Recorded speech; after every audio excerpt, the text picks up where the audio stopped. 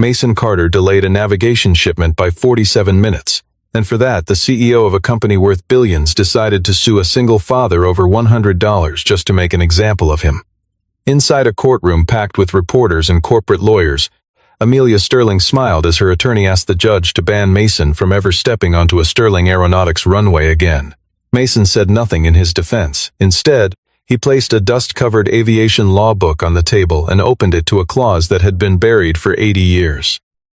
3 minutes later, the color drained from Amelia's face. A lawsuit over $100 had just become a $10 million judgment against her own company, and neither of them could have predicted how far the truth would travel from there. Stay until the end to see how one small lawsuit brought an entire aviation empire to its knees. Mason Carter ran Carter Flight Systems out of a narrow hangar near Rainier International Airport, a place that looked unremarkable from the outside but was trusted by pilots who had flown for decades and knew exactly whose signature meant something on a maintenance tag. The building itself was nothing more than corrugated steel and a concrete floor stained with years of grease, but inside it every tool had its place and every calibration log was filled out by hand, the way Mason had been taught long before spreadsheets replaced paper. He never certified a piece of equipment that had not earned it, and that reputation was the only inheritance he had left after walking away from military systems engineering following his wife's death. Colleagues from that earlier life still called him occasionally, offering him positions with defense contractors that paid 4 times what his small shop brought in, and he always declined, telling them he had already built the only kind of company he wanted his daughter to grow up watching. He raised Ella quietly, picking her up from school most afternoons before returning to the hangar to finish the day's work once she was asleep, and every decision he made under that roof was shaped by the same unspoken rule: nothing mattered more than making sure a plane came down the way it went up. When Sterling Aeronautics hired him to calibrate an aging inertial navigation unit called the Meridian 7, meant for temporary installation before a high-profile demonstration flight in front of federal transportation officials, he treated the assignment the same way he treated every other job that came through his door, methodically and without shortcuts. The contract specified an 8 o'clock morning handoff, and Mason fully intended to meet it, the way he had met every deadline Sterling had given him over the 2 years they had worked together. The night before delivery, running the unit through one final diagnostic cycle out of habit rather than obligation, Mason found a gyroscope inside the Meridian 7, reacting too slowly whenever the internal temperature dropped below a certain threshold. The margin of error was small, measured in fractions of a degree, and would only appear under rare atmospheric conditions, but it was exactly the kind of flaw that could send a plane drifting quietly off course while crossing a pocket of electromagnetic interference at altitude. He sat with the open housing under a work lamp for nearly 2 hours, turning the part over in his hands, weighing what he already knew Sterling's answer would be if he called to explain the problem. Sure enough, when he did call, a project coordinator on the other end of the line told him the demonstration flight was short, low altitude, and heavily monitored, and that the risk was close to nothing. Calls kept coming through the night, each with one more insistent than the last, urging him to sign off and release the unit exactly as scheduled. Mason refused every time.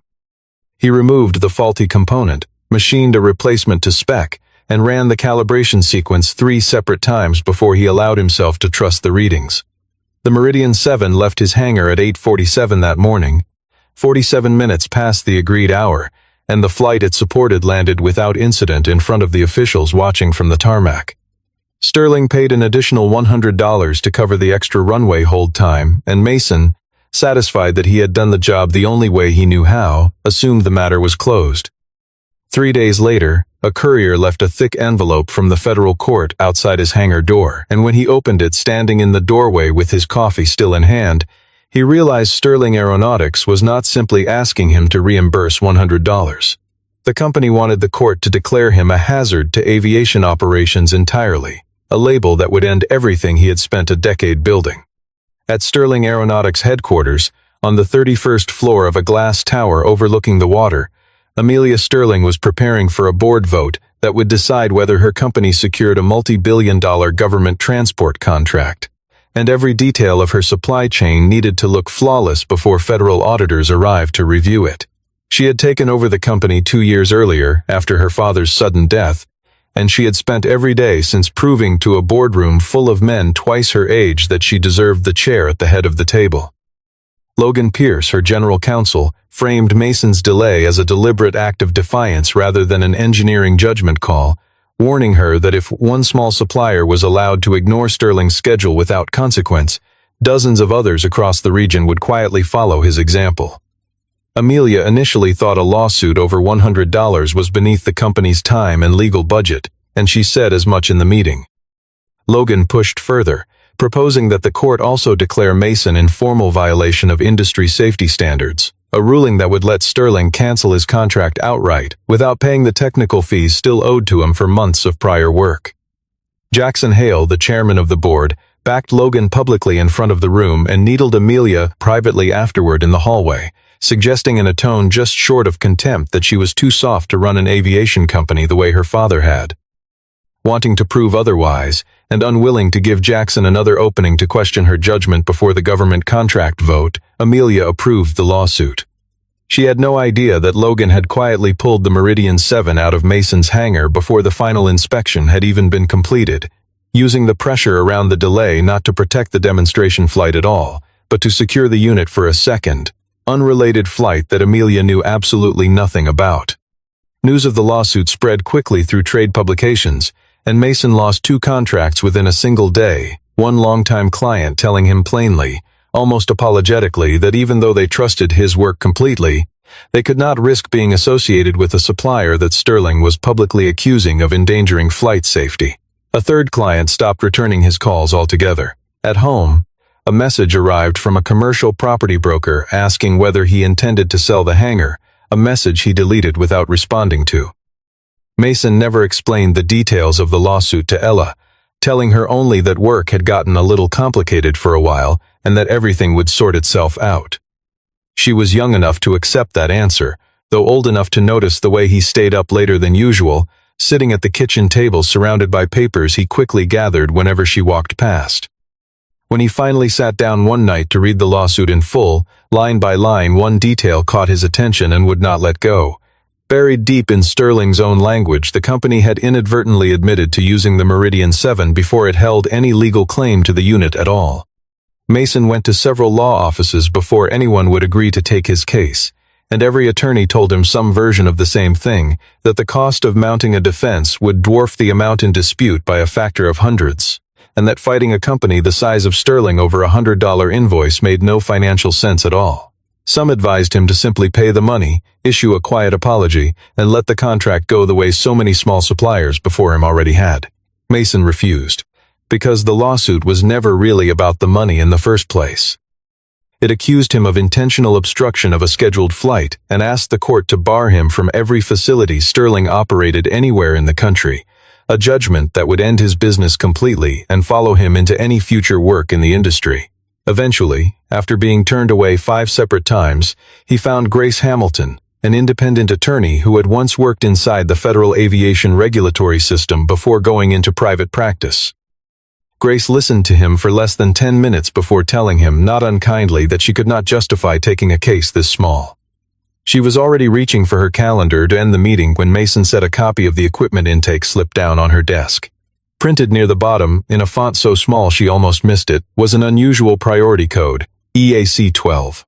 Grace recognized the code from old wartime transport contracts she had studied years earlier as a young regulator, a designation that had effectively disappeared from active use after the 1950s, when peacetime aviation law was rewritten from the ground up. Mason explained that Sterling's staff had invoked the code specifically to force his hangar to prioritize the Meridian 7 above every other order on his schedule that week, treating it as though the demonstration flight carried some kind of official emergency status. Grace asked whether Sterling had paid the emergency requisition fee that normally accompanied a code like that one. Mason admitted he had never even heard of such a fee, and no invoice for it had ever crossed his desk.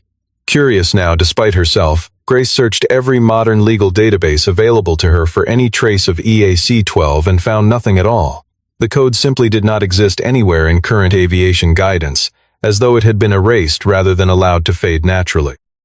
Mason remembered that his old mentor, the man who had trained him on navigation systems decades earlier, had left behind a thick wartime-era aviation manual, still sitting unopened in a storage crate at the back of the hangar.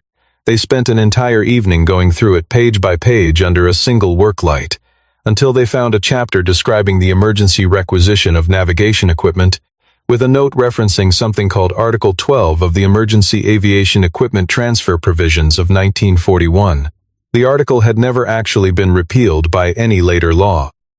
It had simply vanished from modern handbooks over the decades, quietly excluded from new editions rather than formally struck down by Congress, which meant it was still, technically, fully enforceable.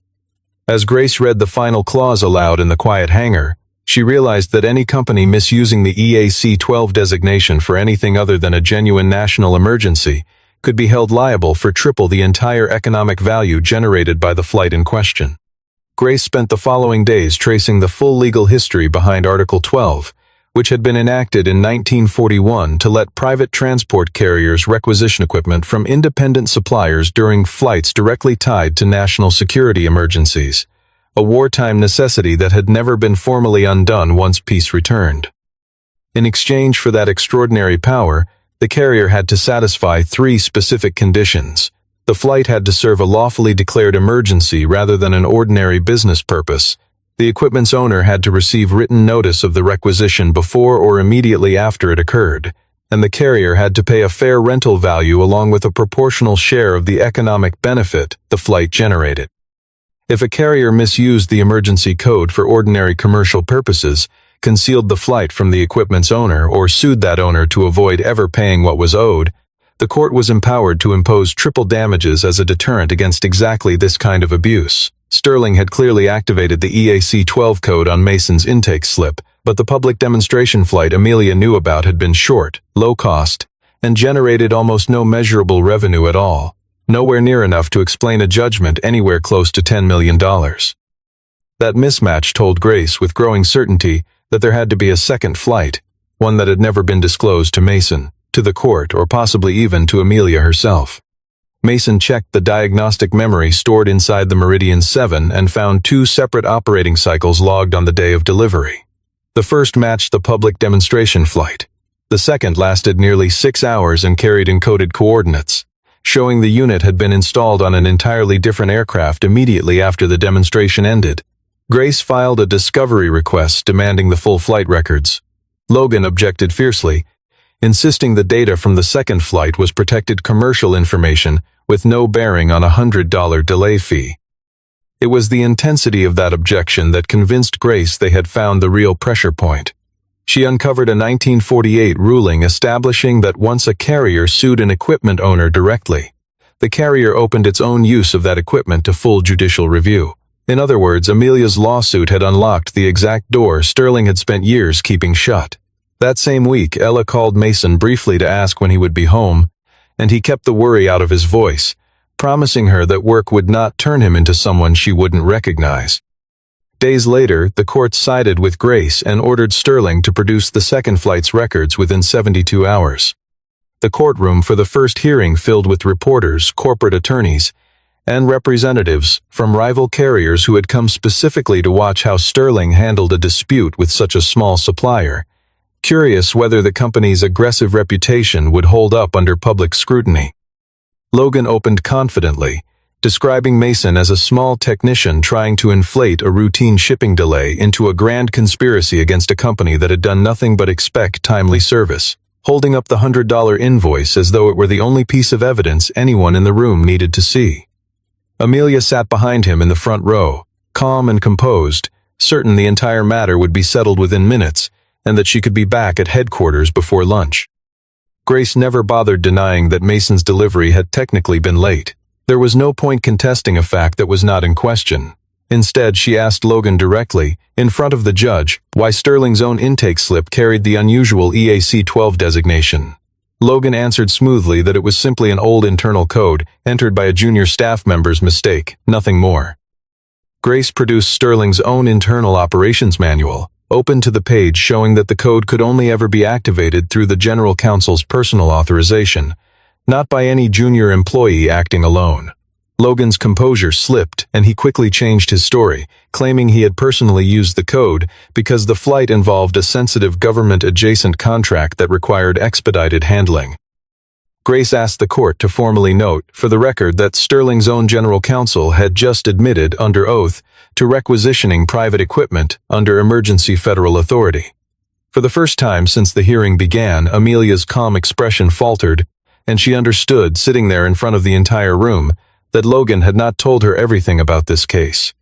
During the recess, she confronted him, and he brushed it off as a defense tactic from Grace, warning her that any hesitation on her part would give the board every reason to remove her. Back in the courtroom, Grace laid the old law book in front of the judge and read Article 12 aloud. She did not ask for $10 million that day.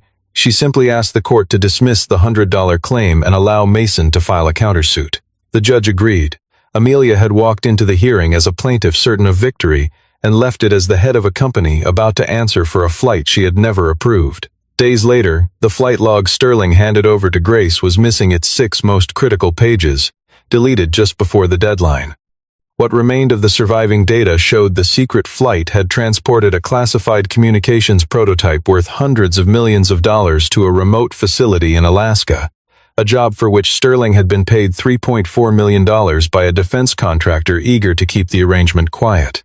Under Article 12, Mason was entitled to the fair use value of his own equipment, full compensation for the business he had lost once the lawsuit went public, and triple damages if Sterling's concealment of the flight could be proven deliberate rather than accidental. Grace spent 2 full days running the numbers every possible way before calculating the total countersuit at just over $10 million. Mason felt no real satisfaction hearing the figure spoken aloud in her office. All he had ever wanted was his reputation back and enough work to keep the hangar running through the winter. Grace explained patiently that a smaller settlement would let Sterling treat the whole affair as nothing more than an acceptable cost of doing business, quietly absorbed and forgotten within a fiscal quarter, while a number this large would force every hidden file, every buried report, and every concealed flight log into the open where a court could finally see it. Amelia received the countersuit just before a board meeting, and Jackson Hale accused her of letting a $100 dispute spiral into a $10 million crisis, proposing that her authority be suspended until the matter was resolved. Logan convinced Amelia that Mason was extorting the company and suggested leaking details of Mason's military past, implying he had once been forced out of a defense project. Amelia authorized her communications team to prepare the story, but before it was released, she read Mason's service file herself and discovered he had never been dismissed. He had walked away voluntarily after objecting to a navigation flaw eerily similar to the one now at the center of her own lawsuit. Doubt about Logan began to take root. She drove to Mason's hangar and offered him $250,000 to drop the countersuit and sign a confidentiality agreement. He refused, telling her plainly that the issue was no longer about money. If Sterling could fabricate an emergency code, seize equipment from a supplier, and then sue that same supplier into silence, the company could do it to anyone. Amelia argued that he was trying to destroy a company thousands of employees depended on. Mason answered that the one destroying the company was whoever was hiding the truth, not the one who found it. As she left the hangar that evening, her eyes caught the serial number stamped on the Meridian 7, and something about it matched a sealed accident report she remembered from her father's old files. Back at headquarters, unable to sleep, Amelia searched through her father's private archive late into the night and found a thin, water-stained report from 12 years earlier describing a transport aircraft that suffered a sudden navigation failure over the Alaskan mountains, forced into an emergency landing on a stretch of frozen ground with no fatalities, officially blamed on weather in the final summary filed with regulators. Mason, it turned out, had been part of the technical team that investigated the incident at the time, back when he still worked in military systems engineering. His original findings, preserved in a handwritten margin note Amelia almost missed, concluded that a navigation unit had been forced into active service before its calibration process was ever complete, a conclusion that would have embarrassed Sterling's leadership at the time. That conclusion had been quietly erased from the final version of the report before it was ever filed, replaced with the weather explanation, and the name attached to the revision, printed neatly at the bottom of the amended page, was Logan Pierce, then working as an outside consultant for Sterling rather than its general counsel. Amelia contacted Samuel Reed, the retired federal inspector who had signed the original findings, and Samuel told her that her father had wanted the incident made public but had been overruled by the board. Weeks later, the entire file disappeared, and Samuel found himself quietly reassigned out of relevance. Logan, it turned out, had invoked Article 12 on multiple prior occasions, requisitioning equipment from small suppliers and threatening to cancel their contracts or sue them outright whenever they asked to be paid. This flight was not the first instance of the pattern. It was simply the first time a supplier had preserved independent technical proof of what had happened. When Logan realized Amelia was digging into the past, he ordered a technician to erase the backup copy of the flight log from Sterling's servers. But the technician refused and quietly sent the data to Grace instead. That data proved the Meridian 7 had caused no dangerous delay whatsoever. If anything, Mason's repair had prevented a critical navigation error while the aircraft carrying the secret prototype crossed a stretch of the flight path with no supporting signal coverage. Had Mason delivered the unit at exactly 8 o'clock as instructed, the aircraft could have lost its bearings entirely over terrain with no way to recover. Amelia understood, with some discomfort, that the man she had sued over 47 minutes had likely saved the most important contract her company had ever signed. She wanted to withdraw the lawsuit immediately, but Grace warned her it was already too late. The deletion of company records had turned a civil dispute into a federal matter. Amelia began to respect Mason, though he remained guarded, certain her change of heart was driven by the company's exposure rather than any real reckoning with what had happened. Amelia admitted, for the first time without blaming Logan, that she had approved the lawsuit to protect her own image rather than to defend the truth. Before she could act on any of it, Logan called an emergency meeting and announced to the board that Amelia had conspired with Mason to extract $10 million from her own company. Jackson Hale suspended Amelia just before the final hearing began, leaving Logan to represent Sterling Aeronautics in her place. He opened by asking the court to dismiss Article 12 altogether, arguing it was an outdated provision with no place in modern aviation law. Grace countered that Congress had never repealed the article, and that several newer regulations still referenced it directly within their emergency requisition appendices. Logan then argued that Mason had never legally owned the Meridian 7 at the time of the second flight, since Sterling had already signed a purchase agreement for the unit. Grace produced that same agreement, which made clear that ownership would only transfer once Mason completed final calibration and Sterling paid in full, neither of which had happened before the secret flight departed. Samuel Reed took the stand as a witness and confirmed that Logan had known about Article 12 for over a decade and had once personally requested it be removed from internal manuals so that suppliers would never learn what it entitled them to. Logan attacked Samuel's credibility, suggesting the retired inspector was simply settling an old score after being pushed into early retirement. At that moment, Amelia walked into the hearing room carrying a meeting transcript recovered from her father's files, one in which Logan explained in detail how to use the EAC-12 designation without ever compensating the supplier whose equipment was taken. Amelia chose to testify against her own general counsel, knowing it could cost her the company entirely. Logan tried to shift full responsibility onto her, since it was her signature on the original lawsuit. But Amelia presented emails proving Logan had deliberately concealed the second flight from her, engineering the $100 lawsuit specifically to establish that Mason had breached his contract, which would have blocked any future claim he might make under Article 12. Grace laid the full picture before the court in plain, unhurried terms, walking the judge through every piece of it. Sterling had requisitioned Mason's equipment without a lawful emergency to justify it, earned $3.4 million from the resulting flight, concealed the relevant data through original counsel, and used a civil lawsuit as a weapon specifically designed to intimidate the very supplier, whose 47-minute delay had, in all likelihood, prevented a catastrophic navigation failure over some of the most unforgiving terrain in the country. The courtroom stayed silent as she spoke, even the reporters pausing their note-taking. The judge dismissed Sterling's original $100 claim in full without hesitation and calculated total damages, covering direct losses, lost business revenue, fair equipment use, and the triple damage penalty required under Article 12 at just over $10 million. Logan's file was referred immediately to federal prosecutors for evidence tampering and perjury, and armed officers were waiting for him just outside the courtroom doors before the session had even formally adjourned.